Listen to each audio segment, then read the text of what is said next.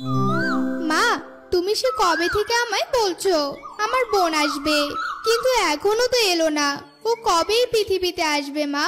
আর বেশি দিন নেই, আর কয়েকদিনের মধ্যেই আমি ডিম দিব। তারপর তুমিও একটা খেলার সাথী পাবে। আমি ওকে অনেক আদর করব মা, ওর কোনো অযত্ন হতে দেব না। আমি জানি তো, তুমি এখন যেভাবে আমার খেয়াল রাখো, তোমার বোন হলেও ঠিক সেভাবে খেয়াল রাখবে। এখন আমার জন্য বাগান থেকে ফল নিয়ে আসো তো।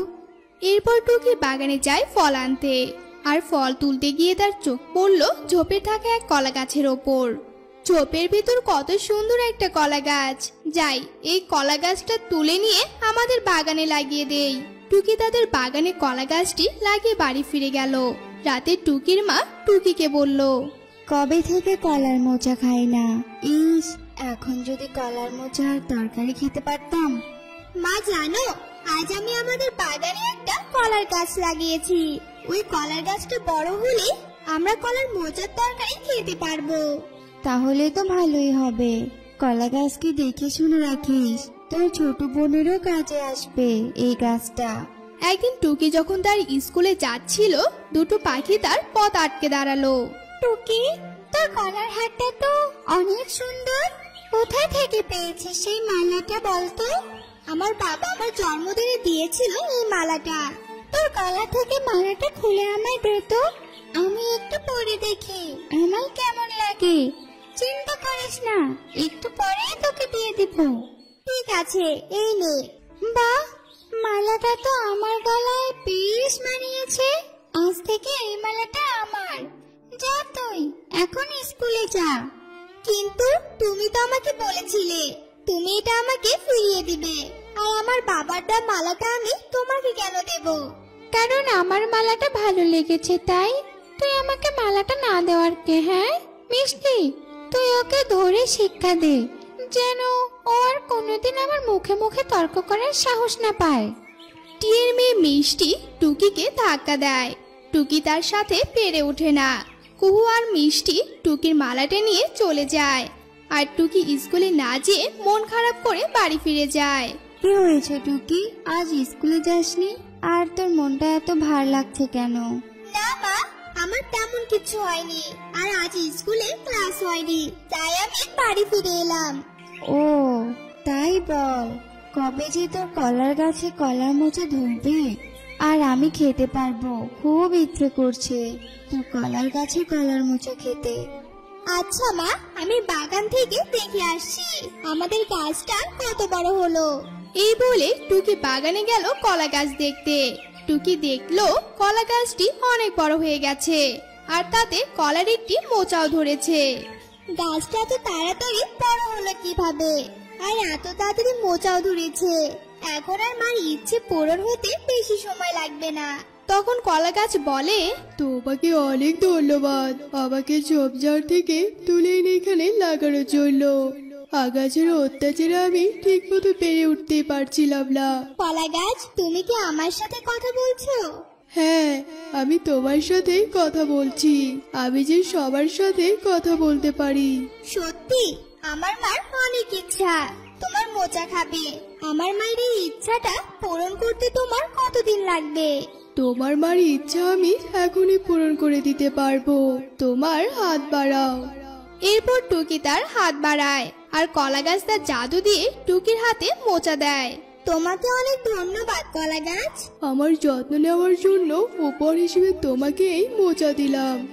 অপরদিকে টুকির মা তাকে ডাকতে থাকে, টুকি কোথায় তুই? তাড়াতাড়ি খাওয়া দাওয়া করে তারপর খেলতে বের হ। মা ডাকছে, তুমি থাকো, আমি তাহলে চললাম। এরপর টুকি সেই মোচাটা নিয়ে তার মায়ের কাছে ফিরে যায়। কোথায় চলে গিয়েছিলি তুই? তোকে আমি সারা বাড়ি খুঁজছিলাম। আর তোর হাতে ওটা কি? তোমার প্রিয় কলার মোচা, যেটা তুমি এতদিন ধরে খেতে চাইছিলে। আমি সেদিন যে কলা গাছটা এনেছিলাম, সেই গাছেরই কলার মোচা এটা। তুই না বলেছিলি গাছটা অনেক ছোট, তাহলে এত তাড়াতাড়ি গাছটাতে মোচা ধরলো কি করে? এইসব কথা বাদ দাও তো মা, এবার তাড়াতাড়ি মোচাটা রাঁধো। দুজন মিলে অনেকদিন পর মজা করে কলার মোচার তরকারি খাবো।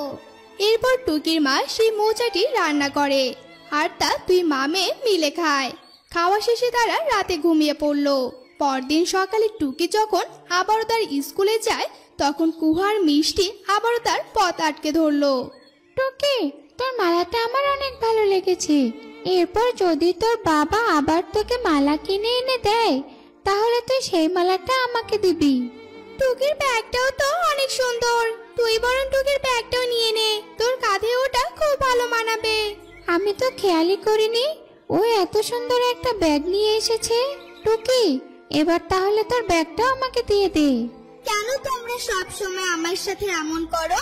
কি করেছি আমি তোমাদের? তুই কিছু করিসনি, তবে তোকে বিরক্ত করতে আমাদের ভালো লাগে। এত কথা বাদ দে তো মিষ্টি, আর টুকি ভালোই ভালোই তোর ব্যাগটা আমায় দিয়ে দে, নয়তো তোকে গতকালের মতো অবস্থা করব আবার। তোমাদের যা ইচ্ছে করো, আমি তোমাদের আর আমার কোনো জিনিস দিব না। মিষ্টি, আজ তাহলে ওকে লাঠি দিয়ে পিটা। না, আমায় তুমি মেরো না। এরপর টুকি মিষ্টির হাত ধরে আর মিষ্টি ছিটকে মাটিতে পড়ে যায়। কি হলো তোর? তুই এইভাবে ছিটকে মাটিতে পড়ে গেলি কেন? দেখলি না টুকি আমাকে কিভাবে ধাক্কা দিয়ে ফেলে দিল? ও তোকে ধাক্কা কখন মারলো? আমি তো নিজ চোখে দেখলাম। ও শুধু তোর হাতটা আস্তে করে সরিয়ে দিয়েছে, আর তাতেই তুই এভাবে পড়ে গেলি। কিন্তু ওর হাত আমার গায়ে লাগার পর আমি কিছুতেই নিজেকে সামলাতে পারলাম না। বুঝেছি, আজ বোধহয় তুই বাসা থেকে খেয়ে আসিসনি, তাই তোর এই অবস্থা। এখন যা করার সব আমাকেই করতে হবে। এইসব কাণ্ড দেখে টুকি মনে মনে বলে, আমার গায়ে হঠাৎ এত শক্তি এলো কোথায় থেকে? কলা গাছের মোচাটি কি তাহলে জাদুর মোচা ছিল? কুহুকে আটকাতে পারলে সব প্রমাণ হয়ে যাবে। এরপর কুহু যেই না টুকিকে মারতে যায়, অমনি টুকি কুহুর হাতটা ধরে ফেলে। টুকি, কি করছিসটা কি? আমার হাতটা ছাড় বলছি। ইস, আমার হাতটা ভেঙে গেল তো, তাড়াতাড়ি ছাড়। আগে স্বীকার করো যে তুমি আমাকে বা অন্য কাউকে এভাবে জ্বালাতন করবে না, তাদের জিনিস কিনে নেবে না, তবে আমি তোমার হাত ছাড়বো। ঠিক আছে, আমি স্বীকার করছি। এবার তো আমায় ছাড়। আজকের মতো ছেড়ে দিলাম। তোমরা আমার সামন থেকে সরো এখন, আমার স্কুলে যেতে দেরি হয়ে যাচ্ছে। টুকি স্কুল থেকে বাড়ি ফিরে দেখলো তার মা স্থির হয়ে বসে আছে। মা, কি হয়েছে তোমার? তুমি এভাবে বসে আছো কেন? টুকি, আমার তো আজ ডিম দেওয়ার কথা, তবে কেন জানি না মনে হচ্ছে আমার ডিমের কোনো সমস্যা হয়েছে, তাই তো হতে এত দেরি হচ্ছে। আর আমার শরীরটাও কেমন জানি লাগছে। কি বলছো মা? এই কথা আগে বলনি কেন? চলো তাড়াতাড়ি তোমায় হাসপাতালে নিয়ে যাই।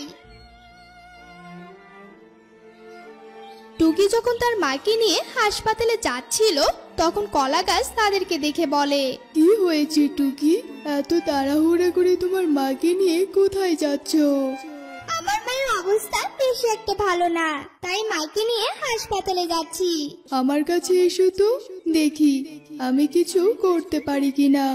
এরপর কলা গাছ তার জাদু শক্তিতে টুকির মায়ের পেট দেখে বলে, টুকি, তোমার মায়ের ডিমের অবস্থা তো অনেক খারাপ, হাসপাতালে নিতে নিতে অনেক দেরি হয়ে যাবে।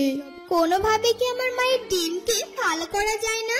তোমার তো অনেক জাদু শক্তি, তুমি যে করে হোক আমার মায়ের ডিমকে ঠিক করে দাও। ঠিক আছে, আমি শেষবারের মতো চেষ্টা করে দেখছি, এতে কাজ না হলে আমার আর কিছু করার থাকবে না। তোমার গায়ে মোচা এত বড় কি করে হচ্ছে? মোচা কি এত বড় হয়? তাড়াতাড়ি এই মোচাটি ছিঁড়ে তোমার মাকে কাঁচাই খেতে দাও। এরপর টুকি সেই মোচাটা ছিঁড়ে তার মাকে দেয়। মা, এই নাও, এই মোচাটা একটু খেয়ে দেখো তো। এরপর টুকির মা সেই মোচাটা খায়। কলার মোচাটা খেয়ে আমার শরীরটা একটু ভালো লাগছে, মনে হয় আমার ডিমটা আবার আগের মতো হয়ে গেছে। সত্যি বলছো মা? তবে কি জাদু করে কলার মোচা খেয়ে তুমি সুস্থ হয়ে গেছো? কলা গাছ, আমার মাকে সাহায্য করার জন্য অনেক ধন্যবাদ। যাক, আমার চেষ্টা তাহলে বৃথা যায়নি। কলা গাছ, কি হলো তোমার? তোমার পাতাগুলো এখন মরা মরা লাগছে কেন? আর তুমি এত শুকিয়ে যাচ্ছ কেন?